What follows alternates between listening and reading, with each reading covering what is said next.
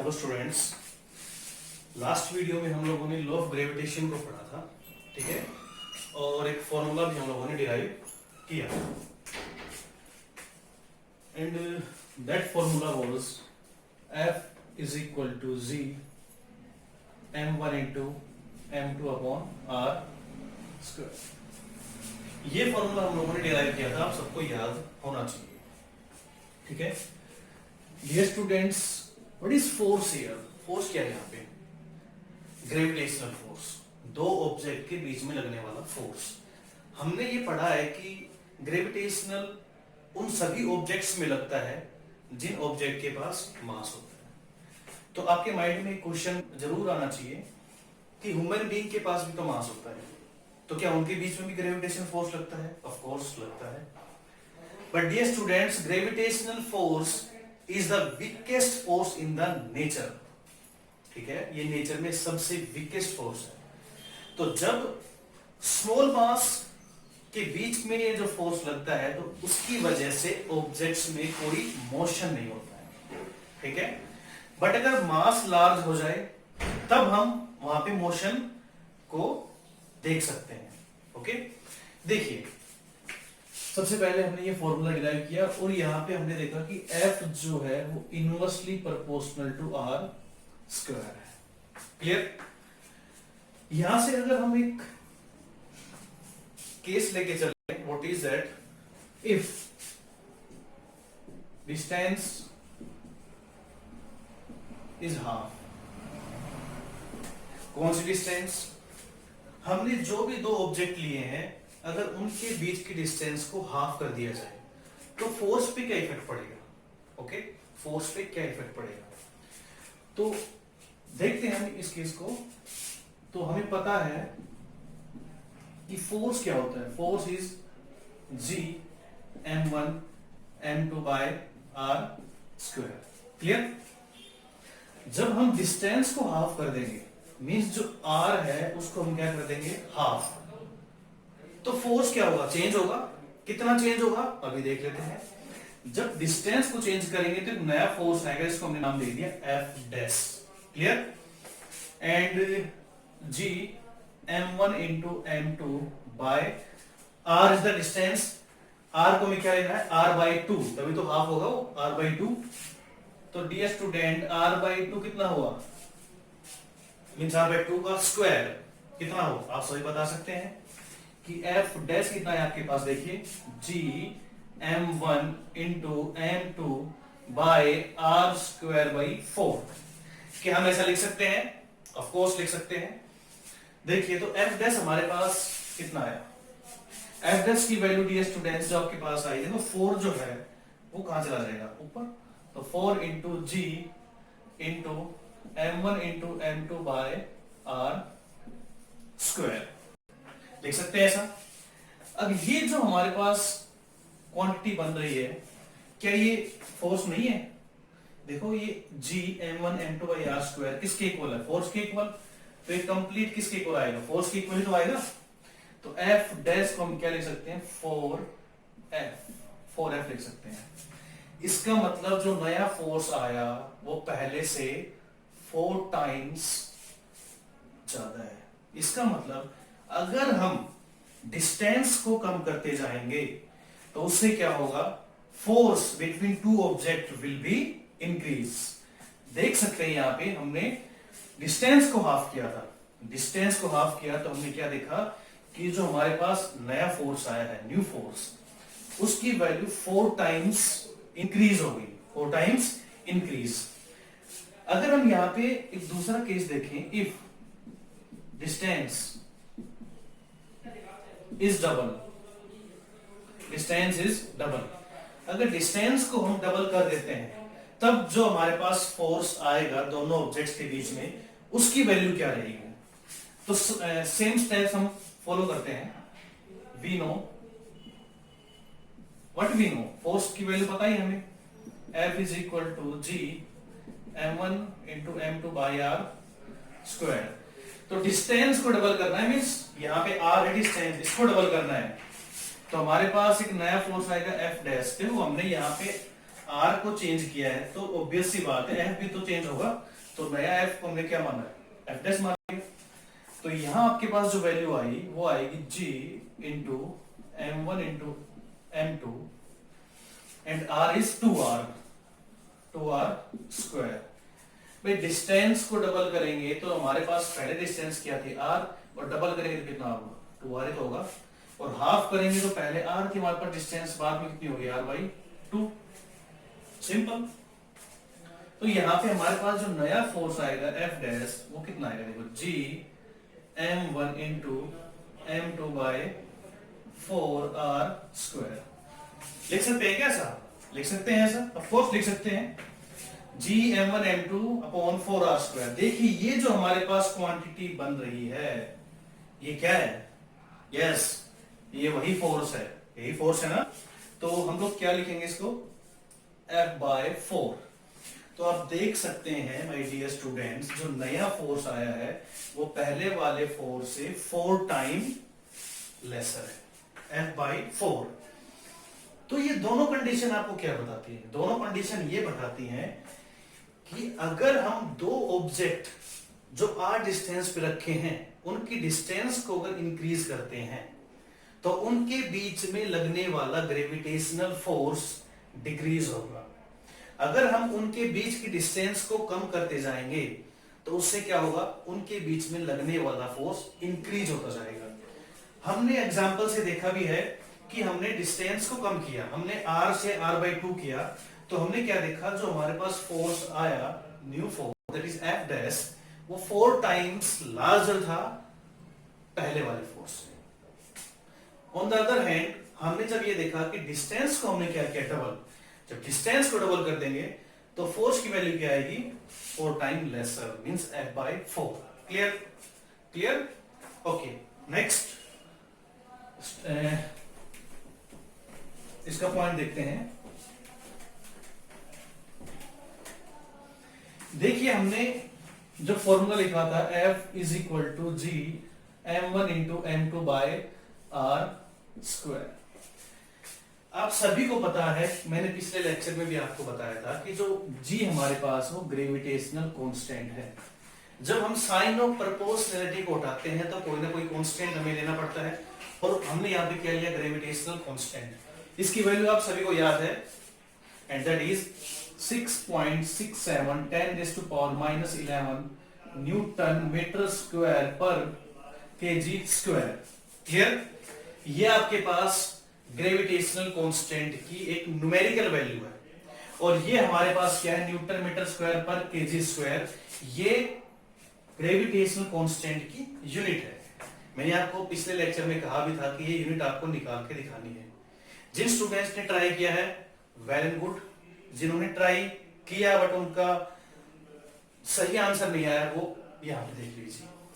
देखिए हमारे पास ये फोर्स है और हमें ग्रेविटेशनल कांस्टेंट की यूनिट्स फाइंड आउट करनी है, तो हम यहां से कुछ रीअरेंज करके क्वांटिटी को हम क्या लिख सकते हैं, देखो यहां पे हम जी को क्या लिख सकते हैं, क्रॉस मल्टीप्लाई करके क्या लिखेंगे, यहाँ पे F R square m1 into m2 लिख सकते हैं ऐसा। अगर हम इस फॉर्मूले को रीअरेंज करके कुछ ऐसा लिखना चाहें तो लिख सकते हैं क्रॉस मल्टीप्लाई करके f इंटू आर स्क्वायर और g m1 इंटू m2। तो g अगर निकालेंगे तो m1 m2 कहां जाएंगे, इसके नीचे आ जाएंगे। ओके, तो आप लोग देख सकते हो कि unit of g, unit of gravitational constant. देखिए सबसे पहले force, dear student what is the unit of force, आपको बहुत अच्छे से आती है, newton, very good, newton. And what is the unit of distance, that is metre, and square है ना यहाँ पे तो स्क्वायर भी आएगा, मीटर स्क्वायर। अपॉन में है तो अपॉन में ही रखेंगे। मास की यूनिट क्या होती है, KG, kilogram, kilogram into kilogram क्या बनाइए, किलोग्राम स्क्वायर। क्लियर, तो हमारे पास जी की यूनिट क्या आई, न्यूटन मीटर स्क्वायर पर किलोग्राम स्क्वायर। आप देख सकते हो यही यूनिट हमारे पास आई है। तो ऐसे हम ग्रेविटेशनल कांस्टेंट की यूनिट को फाइंड आउट कर सकते हैं। आई थिंक आपको यूनिट निकालना आया होगा यहाँ पे। ओके, अब नेक्स्ट हम लोग देखते हैं कि दो ऑब्जेक्ट के बीच में फोर्स लगता है वो हमें पता चल गया, ग्रेविटेशनल फोर्स मास की वजह से। तो एक माइंड में एक क्वेश्चन आता है कि ह्यूमन बीइंग के बीच में भी तो फोर्स लगना चाहिए, क्योंकि human being also have mass, we have also mass, तो हमारे बीच में भी तो फोर्स लगना चाहिए। बिल्कुल लगना चाहिए। चेक कर लेते हैं एग्जांपल से कि ऐसा होता है या नहीं होता। ठीक है, पहले हम स्मॉल मासेस को लेके चलते हैं। स्मॉल मासेस एग्जांपल ये है कि हमने एक मास कंसीडर किया है और उसको हमने माना है m1 and that is 1 kg, ये 1 kg का है। सेकंड जो मास हमने माना है वो हमारे पास m2 है, वो भी हमने 1 kg का ही कंसीडर किया है, और इनके बीच की डिस्टेंस को हमने क्या माना है 1 मीटर, वो हमने 1 मीटर कंसीडर किया है। क्वेश्चन आपसे ये पूछा जा रहा है कि इन दोनों ऑब्जेक्ट्स के बीच में जो ग्रेविटेशनल फोर्स लगेगा कितना लगेगा। देखते हैं कितना लगेगा। वैसे आप लोग फाइंड आउट भी कर सकते हैं, ये हमारे पास फॉर्मूला है। एक बार स्क्रीन को पॉज करके आप फाइंड आउट कर सकते हो। ठीक है, करो एक बार, कर लिया होगा आपने। देखिए जो फोर्स है हमारे पास, देखिए फोर्स निकाला है ना हमें। डियर स्टूडेंट्स, जो G है, what is G? Gravitational constant मैंने अभी आपको बताया है, और उसकी न्यूमेरिकल वैल्यू हमें पता है कितनी है, 6.67 10⁻⁻11। क्लियर? और यहां पे मास देखो m1 m2, ये m1 ये m2, मास कितना यहाँ पे 1 और यहाँ पे कितना है 1 upon r square. What is r? r is 1, so 1 square. Clear?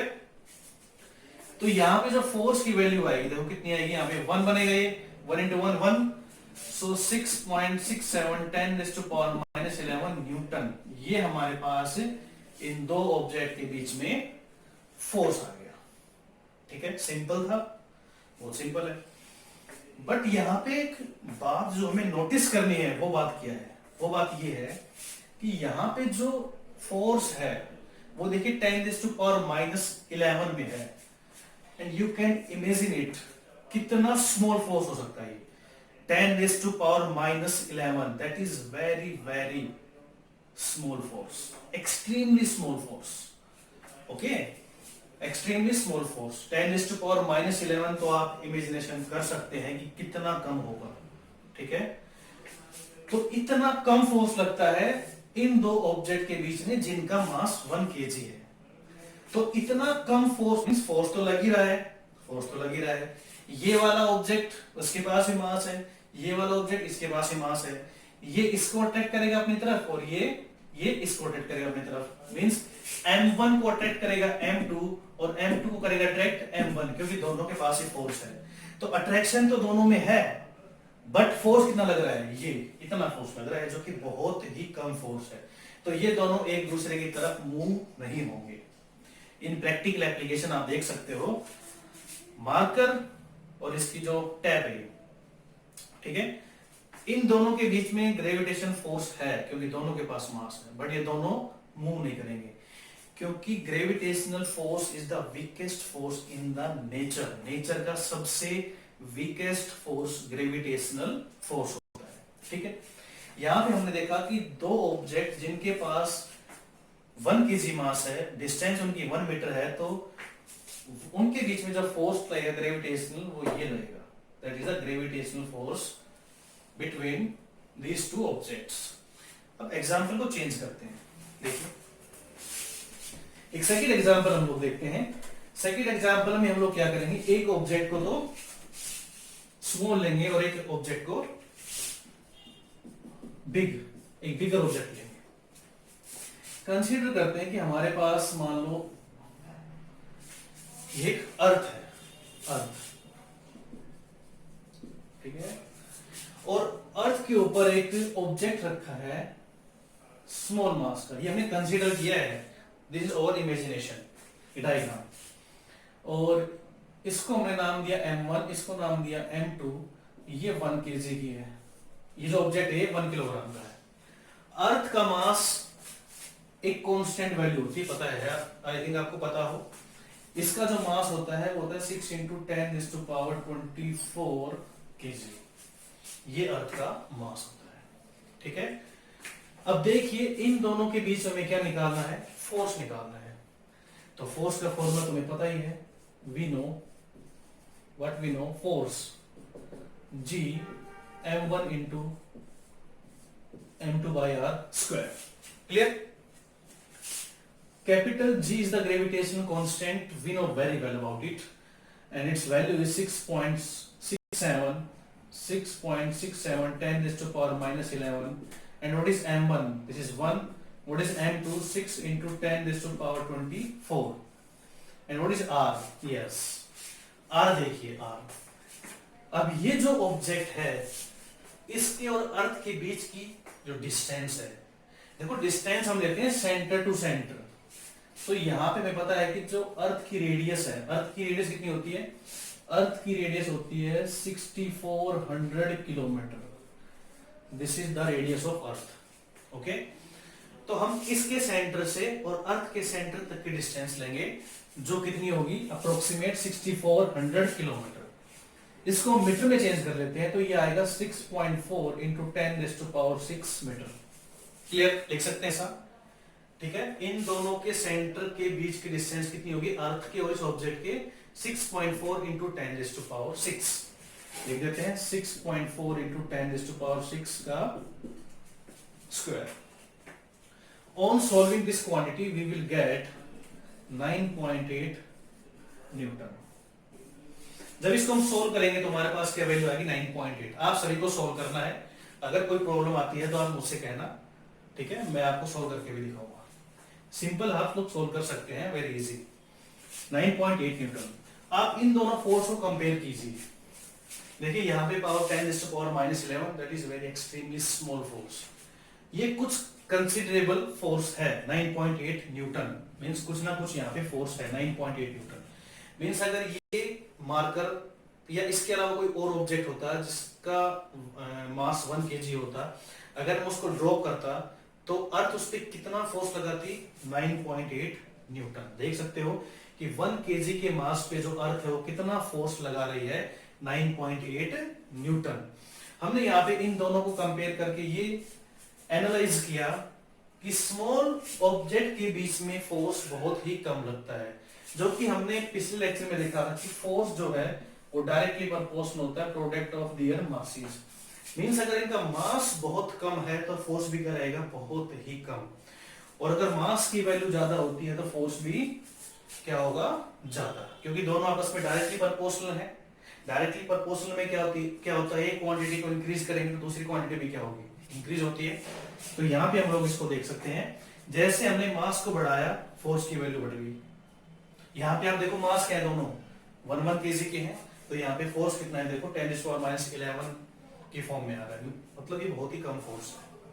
Okay, so gravitation force between small and big objects, हमने देखा कि स्मॉल ऑब्जेक्ट के बीच में स्मॉल फोर्स लगता है, और अगर बिग ऑब्जेक्ट्स जिनके पास मास बहुत ज्यादा है तो उनके बीच में फोर्स भी क्या होता है। एक नया क्वेश्चन है, जो हमने पहले 2 क्वेश्चन सोल्व किए थे उनके जैसा ही क्वेश्चन है ये भी, ठीक है। तो लेट्स सोल्व दिस क्वेश्चन। देखिए इस क्वेश्चन में क्या गिवन है आपको, अर्थ का मास गिवन है आपको, मास ऑफ मून गिवन है, डिस्टेंस अर्थ और मून के बीच की आपको गिवन है, और फोर्स भी आपको गिवन है। Okay, so what is given to you in this question? Given mass of earth is given, that is 6 into 10 raised to power 24 kg. Clear? And mass of moon is also given, that is 7.4 into 10 raised to power 22 kg. Okay, and distance between earth and moon is also given, that is r is equal to 3.84 10 raised to power 5 kilometre. ये students ये देखो kilometre में है, इसको हम metre में change कर लेते हैं in SI units. So 3.84 into 10 raise to power 5 into 1000 metre. Okay, तो ये आपके पास वैल्यू बनेगी 3.84 into 10 raise to power 8 metre. Clear? देखिए फोर्स निकालना हमें, calculate the force exerted by the earth on the moon. Earth है वो मून पे कितना फोर्स एक्सर्ट कर रही है वो हमें फाइंड आउट करना है। So we know what we know, value of force is equal to G m1 into m2 by r square. Clear? So what is force? G की वैल्यू आपको पता है 6.6710 is to power minus 11. Okay, m1 कितना आपके पास देखिए, इसको मान लेते हैं m1 6 into 10 raised to power 24. This is m2 7.4 into 10 raised to power 22 upon r square. This is r 3.84 into 10 raised to power 8 का whole square. Clear? Dear student, जब हम इसे सोल्व करेंगे तो हमारे पास वैल्यू क्या आएगी? 2.0110 raised to power 20 न्यूटन. ठीक है, आप जब इसे सोल्व करेंगे तो आपके पास ये वैल्यू आएगी फोर्स की. आप सोल्व करके देखना. ठीक है, अगर कोई आपको इसमें परेशानी हो तो आप मुझे बताना, मैं इसको सोल्व करके दिखाऊंगा.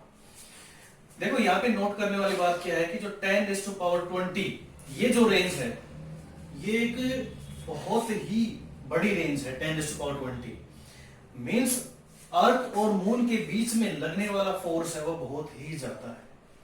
हमने इससे पहले वाले केस में देखा था, जब दो ऑब्जेक्ट लिए थे 1 kg के, तो वहां पे फोर्स की रेंज आ रही है 10 raised to power minus 11, और यहाँ पे कितनी है? 10 raised to power 20. तो आप देख सकते हो कि इन दोनों में कितना डिफरेंस है. It is a very extremely large value, it is extremely small value. Okay, तो जब मास को इंक्रीज किया जाता है, जो हमने यहाँ पे किया, देखो एक तो लिया हमने अर्थ का मास, एक लिया मून का मास, तो आप देख सकते हो कि यहाँ पे फोर्स की वैल्यू कितनी ज्यादा होगी. ठीक है, जब मास की वैल्यू कम ली जाती है, हमने 1 kg लेके देखी थी, तो वहां पे हमने देखा था कि रेंज कितनी आई थी फोर्स की? 10 raised to power minus 11. That is very small value. Okay, तो जितना हम मास बढ़ाते जाएंगे फोर्स की वैल्यू भी बढ़ती जाएगी, मास को कम करते जाएंगे तो फोर्स भी कम होता जाएगा. Okay students, thank you.